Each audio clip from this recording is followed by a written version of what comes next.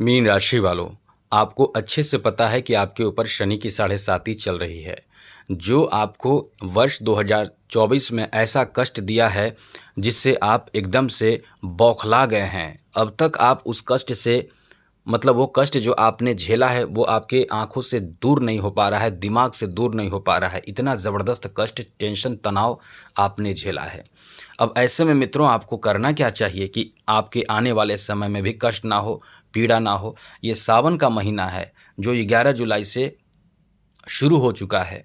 अब इसमें आपको ऐसे उपाय हम बताने जा रहे हैं जिसका प्रयोग करके अपने तनाव, टेंशन के साथ साथ शनि की 7.5 से आपको मुक्ति मिलेगा। जी हाँ मित्रों, ये बहुत अच्छा समय है, इसे आप हल्के में जाने ना दें, क्योंकि इस समय शनि की 7.5 का प्रभाव आपके तृतीय, सप्तम और दशम भाव पर है। तृतीय, सप्तम, दशम भाव ऐसा है कि नौकरी भी आपके छिन जाते हैं दशम भाव से। सप्तम भाव पति पत्नी के बीच रिश्ते ऐसे हो जाते हैं कि तलाक के नौबत आ जाते हैं और आपके घर उजड़ जाता है, आपके घर तबाह हो जाता है। तृतीय भाव यानी कलह और झगड़े के स्थिति बनते हैं। आप इतने ज़्यादा तनाव और टेंशन में आते हैं, क्रोध में आते हैं और एकदम से किसी को कुछ नहीं समझते हैं, मिट्टी समझ लेते हैं। और मतलब समझ लें कि क्रोध में ऐसे आप एक्शन लेते हैं जैसे आपके जीवन में कोई कुछ है ही नहीं और फिर आप खुद तबाह हो जाते हैं। तो दूसरा चरण चल रहा है, सावन का महीना है। अब सावन के महीने में कुछ जरूरी बातों का ध्यान रखें, फिर देखिए आपको बहुत कुछ प्राप्त होगा। जी हाँ मित्रों, आपको बहुत कुछ प्राप्त होगा। सबसे पहले तो हम आपसे कहेंगे चैनल को सब्सक्राइब कर लीजिएगा। यदि आप चाहते हैं कि आपके जीवन में इस तरह की जानकारी आपको मिलता रहे तो सब्सक्राइब सबसे पहले कीजिए कि आपके लिए हमेशा हम इस चैनल के माध्यम से ज़रूरी और अच्छी जानकारी देते रहते हैं। तो आप इन सब बातों में से कोई एक दो काम भी करेंगे, बात मानेंगे, तो आप समझ लें कि आपके शनि की 7.5 से आपको आज से ही मुक्ति मिल जाएगी। चलिए, पूरे सावन में आपको ये ध्यान रखना है कि हम अभी बता रहे हैं वो आपको नहीं करना है। क्या नहीं करना है? तो मित्रों, नॉनवेज का प्रयोग ना करें। मांस, मछली, अंडा ये नॉनवेज है, इसे आप प्रयोग ना करें। लहसुन, प्याज, तामसिक भोजन बिल्कुल भी आपको नहीं करना है। अब ये आपको पता भी होगा, लेकिन फिर भी हम आपको याद दिला रहे हैं। इसके साथ साथ आप बैगन खाने पीने में प्रयोग ना करें।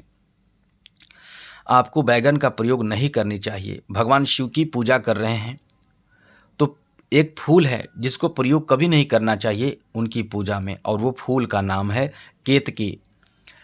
आपने केतकी फूल का नाम सुना होगा। ये फूल का प्रयोग शिव जी की पूजा में नहीं की जाती है, वर्जित माना जाता है। तुलसी पत्र का प्रयोग नहीं किया जाता है, वर्जित माना जाता है, इसलिए याद रखिएगा।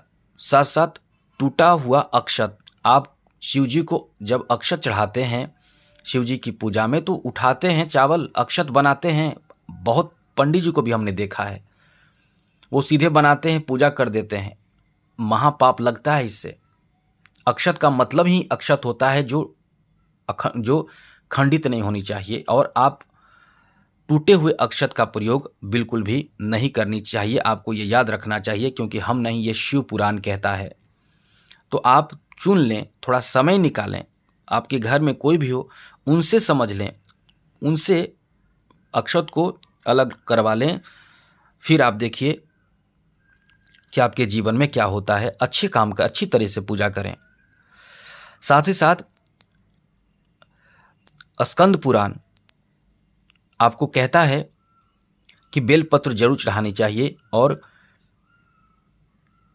आपको चाहिए कि उस बेलपत्र को धोकर चढ़ाइए।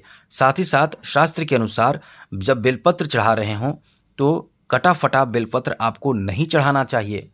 लोग जैसे तैसे बेलपत्र चढ़ा देते हैं, लेकिन यही आपको ध्यान रखना चाहिए, कटा हुआ, फटा टूटा ये सब प्रयोग नहीं करना चाहिए। सावन के महीने में बाल, दाढ़ी, नाखून एकदम बंद कर दीजिए, मत बनाइए, कभी नहीं बनाना चाहिए। वैसे माना जाता है कि शिव जी की पूजा में हल्दी, कुमकुम, तुलसी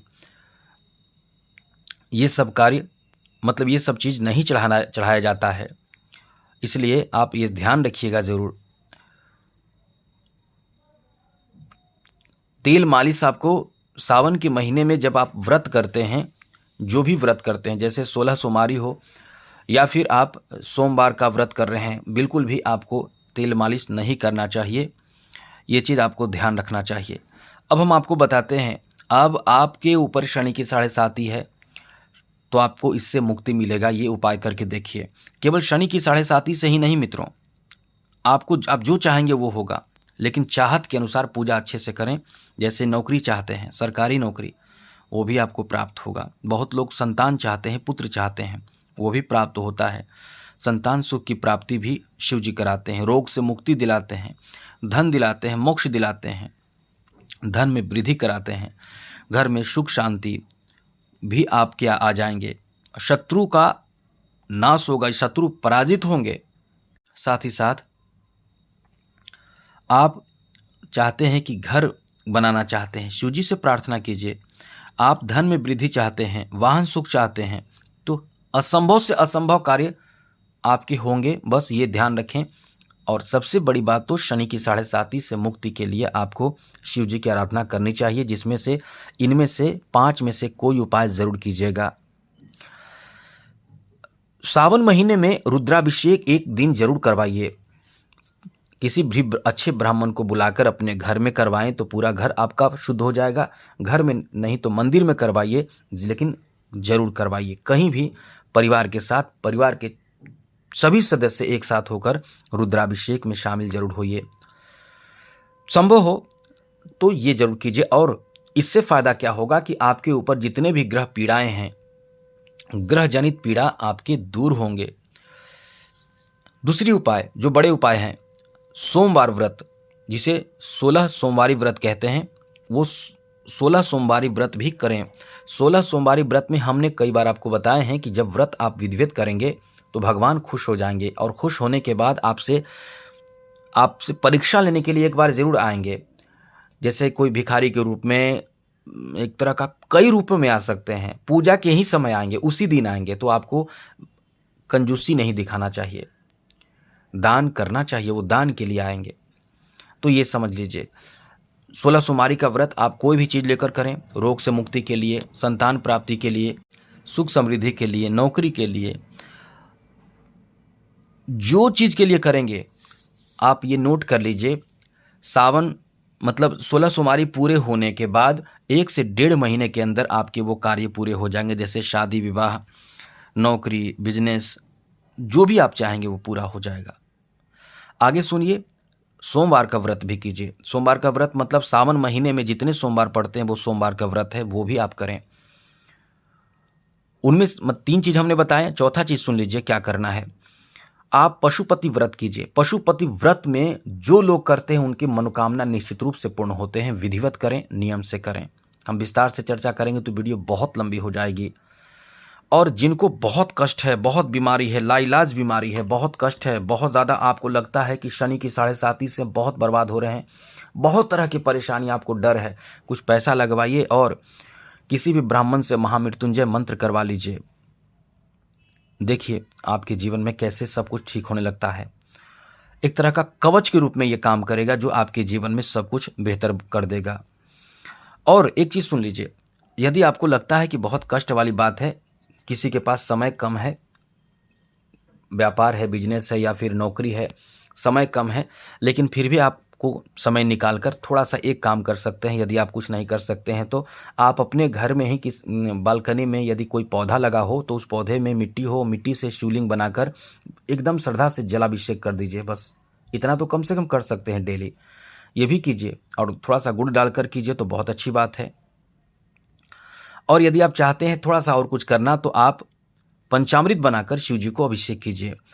उसमें थोड़ा सा शहद डाल दीजिए, थोड़ा सा दूध डाल दीजिए, थोड़ा सा घी डाल दीजिए, थोड़ा सा शक्कर डाल दीजिए। इस तरह से पंचामृत बनाकर आप शिव जी को जलाभिषेक कीजिए, शिव जी को अभिषेक कीजिए। आप देखिए आपके जीवन में किस तरह से चमत्कार होगा।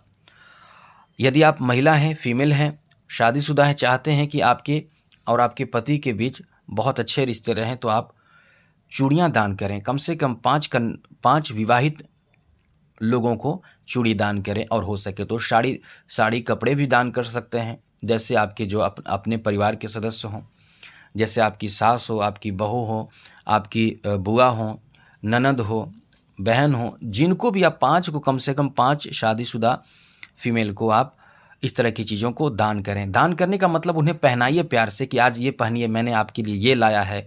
कहीं भी मंदिर में जा रहे हैं, वहाँ आपको इस तरह की चूड़ी और आदि दुकान लगाकर जो बेचता है उससे खरीद लें। उस जगह का, पावन जगह का चूड़ी खरीद कर उनके नाप के अनुसार उनसे पूछ कर भी खरीद सकते हैं, क्योंकि अलग अलग हाथों के अलग अलग नाप होते हैं। नाप से पूछ कर उनके लिए ले जाइए।